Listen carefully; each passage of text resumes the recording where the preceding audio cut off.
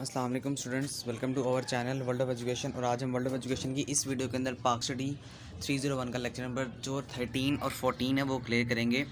और मैं आपको एक चीज़ साथ साथ बताता चलूँ कि मैं आपको इंग्लिश हैंडआउट्स के साथ साथ उर्दू हैंडआउट्स भी प्रोवाइड कर दूंगा, जिसका फ़ायदा आपको ये होगा कि आप अपना कॉन्सेप्ट जो है वो क्लियर कर लेंगे।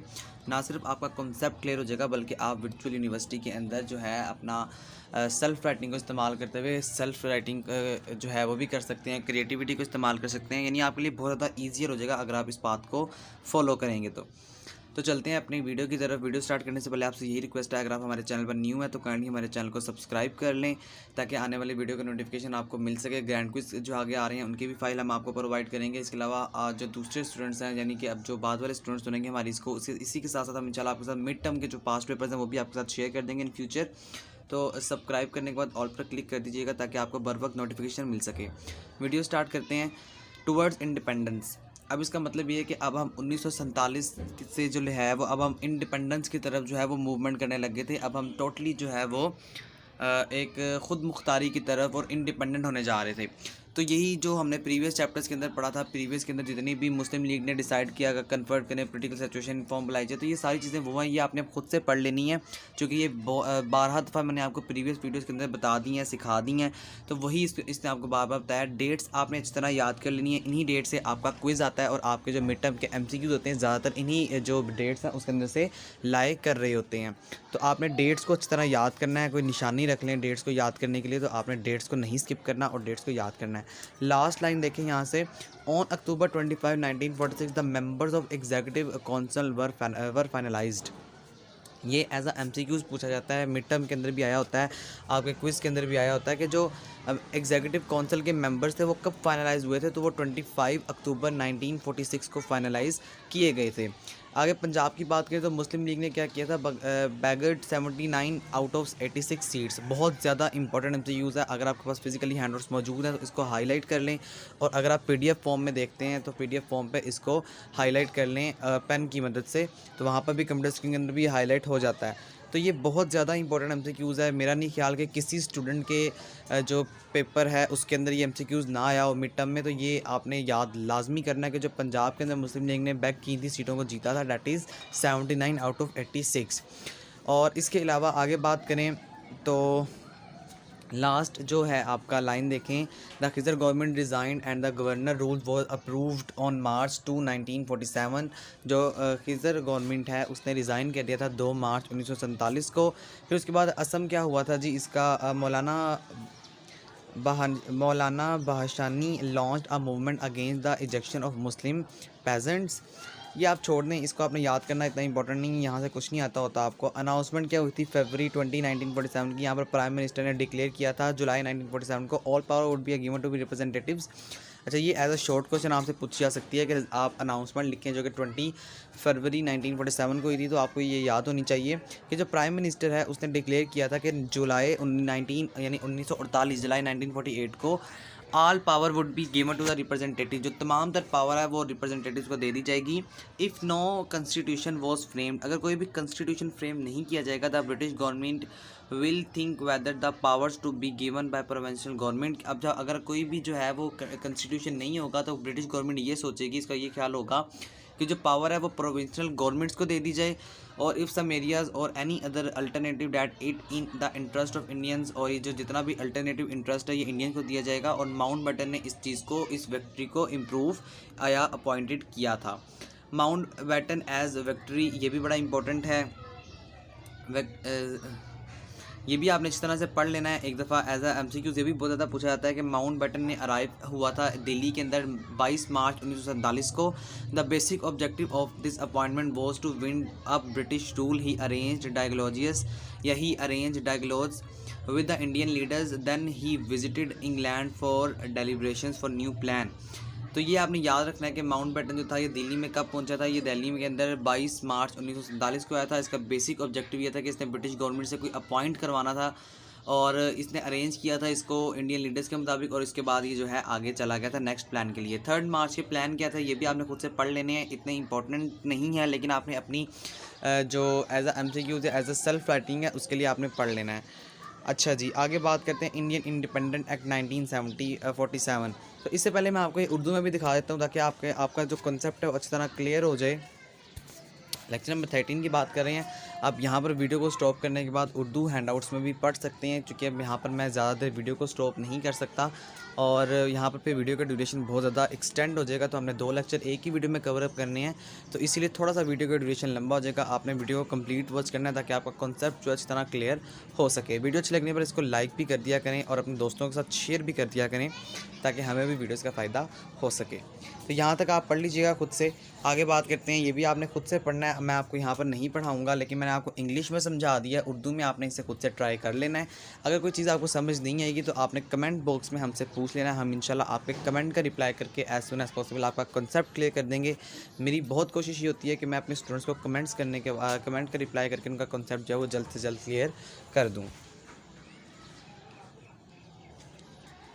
ओके, चलते हैं इंग्लिश हैंडआउट्स की तरफ।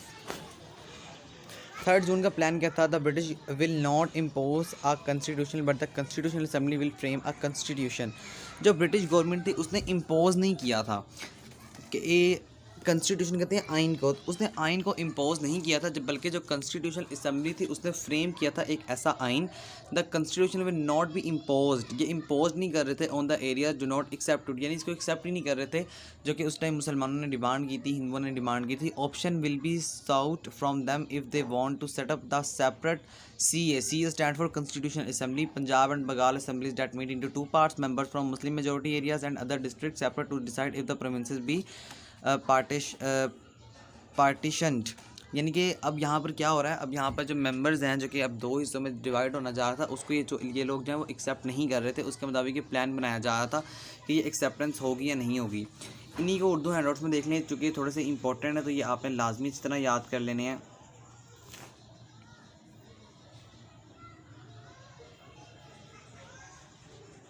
नेक्स्ट बात करते हैं, ये भी मैंने आपको उर्दू में दिखा दिया। अब मैं आपको यही इंग्लिश से जो है वो समझा दूंगा कि 2 इंडिपेंडेंट डोमेशन स्टेट, यानी 2 बड़ी इंडिपेंडेंट स्टेट थी जो कि मार्ज़ वजूद में आई थी।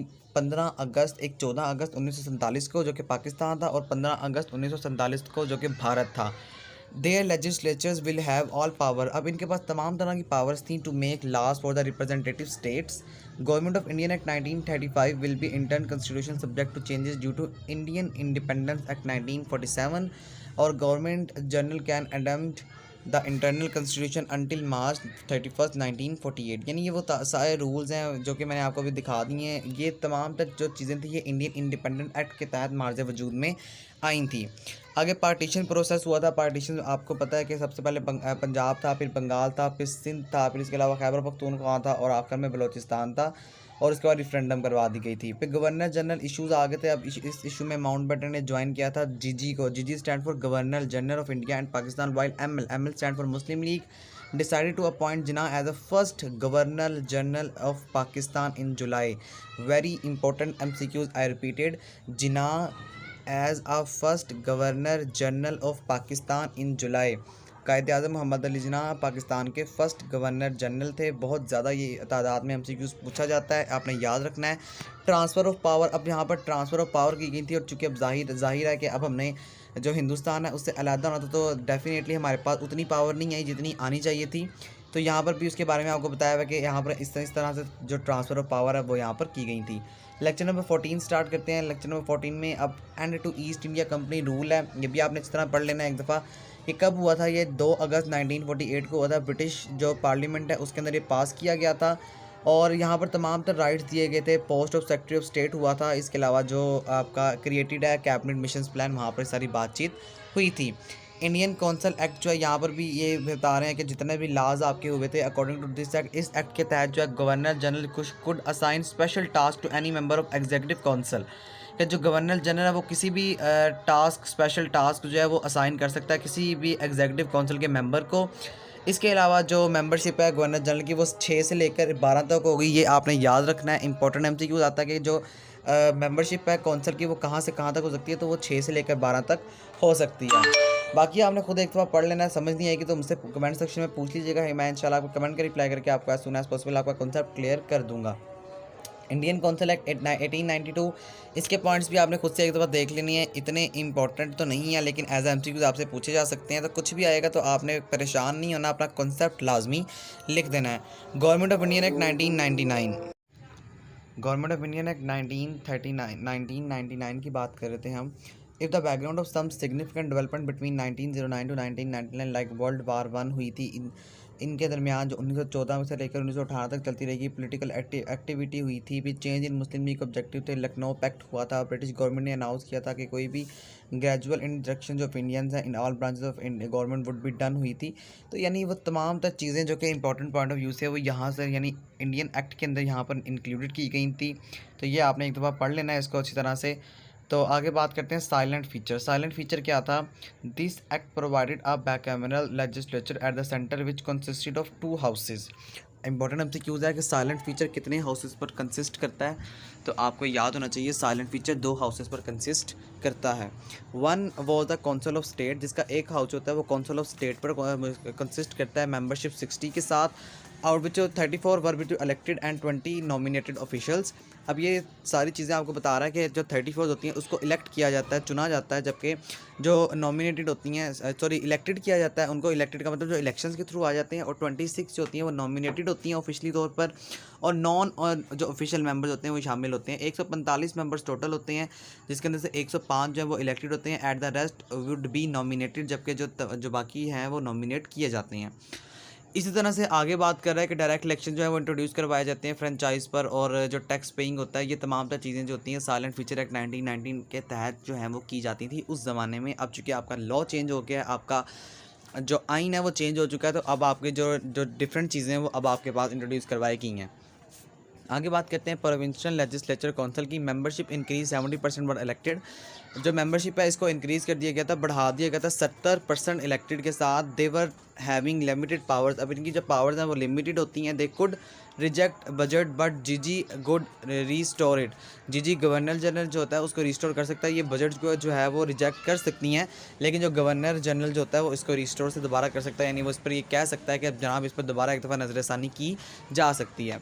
उसके बाद आगे डायरी सिस्टम की बात करते हैं। The act introduced diary system in the provinces, ये प्रोवेंसेस के अंदर लागू हुआ था। According to this new arrangement और सब्जेक्ट, अब इसके न्यू अरेंजमेंट जो सब्जेक्ट्स थे वो किए गए थे, जिसके अंदर से word divided into 2 categories, 2 categories में डिवाइड किया गया था। First is reserve subject and the transferred object. सबसे पहले रिजर्व सब्जेक्ट और ट्रांसफर सब्जेक्ट को समझेंगे। रिजर्व सब्जेक्ट होता क्या, जिसके अंदर आपकी जुडिशरी यानी आपकी जो अदालत का सिस्टम आता है वो इसके अंदर आ जाता है, कैनल आ जाते हैं, रेवेन्यू आ जाता है, लैंड रेवेन्यू आ जाता है, फाइनेंस, प्रेस, पावर, तो ये तमाम तो चीज़ें होती हैं जो ये रिज़र्व सब्जेक्ट के अंदर लाई करती हैं। जबकि लिमिटेड रिस्पॉन्सिबिलिटी जो होती है इसके अलावा गवर्नमेंट की, वो भी तमाम तर चीज़ें लाई करती हैं इसके अंदर।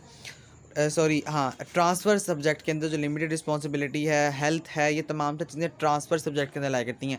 ट्रांसफ़र का मतलब होता है एक जगह से दूसरी जगह किसी भी चीज़ को ट्रांसफ़र कर देना। तो इसके लिए आप देखें, आप एजुकेशन को थ्रू डिफरेंट ब्रांचेस एक जगह से दूसरी जगह ट्रांसफ़र कर सकते हैं, तो ये ट्रांसफ़र सब्जेक्ट के अंदर लाई करेगा। आप पब्लिक हेल्थ को भी यानी पब्लिक हेल्थ से हॉस्पिटल्स बना के आप ट्रांसफ़र कर सकते हैं। तो ये छोटी छोटी चीज़ें होती हैं, इसके थ्रू आपने याद रखना है, हिंट्स आप में रख लेने के किस तरह से चीज़ें जो है हमने याद करनी है। उसके आगे गवर्नमेंट ऑफ इंडियन एक्ट 1935, ये बहुत ज़्यादा इंपॉर्टेंट शॉर्ट क्वेश्चन है, लॉन्ग क्वेश्चन है, ये हमेशा जो है पेपर में आता होता है। मैं इंशाल्लाह आपके साथ अपकमिंग वीडियोस में पास्ट पेपर भी शेयर कर दूंगा। अगर आप वो स्टूडेंट हैं जो कि मेरी वीडियो 1 साल बाद देख रहे हैं, या आप जो हैं वो 6 महीने बाद देख रहे हैं, तो आपने फिर भी मुझे कमेंट सेक्शन में ज़रूर बताना है कि अगर आपको पास्ट पेपर चाहिए तो मैं इंशाल्लाह आपको उसका लिंक दे दिया करूँगा, आप वहाँ से पास्ट पेपर की फ़ाइल जो है वो देख सकते हैं। तो कमेंट बॉक्स में आपने लाजमी बता देना है। नेक्स्ट चलते हैं गवर्नमेंट ऑफ इंडियन एक्ट 1935, इसके बारे में क्या था? It was the most important and most comprehensive legislature introduce by the British government in India. ये किसने इंट्रोड्यूस करवाया था? ये ब्रिटिश गवर्नमेंट ने इंट्रोड्यूस करवाया था। और कहाँ पर इंट्रोड्यूस करवाया था? इंडिया के अंदर इंट्रोड्यूस करवाया था। 2 MCQs मैंने आपको बताए हैं, और ये 2 MCQs बहुत ज़्यादा पेपर में जो है कंटिन्यूसली पूछे जाते हैं, आपको आने चाहिए। इट वॉज ग्रेजुअली फार्मूलेटेड, शुरू में ये फार्मूलेट किया था starting with the Simon commission, round table conference, white paper 1933 and JSC। It was a lengthy document passed by the parliament in July 1935 and got royal assent in July 1935, ये इन अगस्त 1935, जुलाई 1935 के अंदर ये parliament में गया था। ये एक लॉन्ग पेपर था। लॉन्ग पेपर से मुराद ये है कि इसके अंदर बहुत ज़्यादा चीज़ें लिखी हुई थी जो कि हमने पास करनी थी उस टाइम पर। तो ये जुलाई के अंदर गया था और ये रॉयल जो एसेंट हुआ था वो अगस्त 1935 के अंदर आज गया था। साइलेंट फीचर दोबारा आ गया। साइलेंट फीचर आपने एक दफ़ा दोबारा पढ़ लेना है। अगर आपने पीछे मैंने आपको दोबारा समझा दिया, इसी को आगे उसने फर्दर एक्सप्लेन किया हुआ है, तो आपने इसको इस तरह से याद कर लेना है। उसके बाद 2 हाउसेज ऑफ सेंट्रल लेजिस्लेचर, ये भी मैंने आपको दोबारा समझाया हुआ है। ये इसने आपको नीचे फर्दर एक्सप्लेनेशन दी हुई है, ये आपने खुद से रीड कर लेनी है।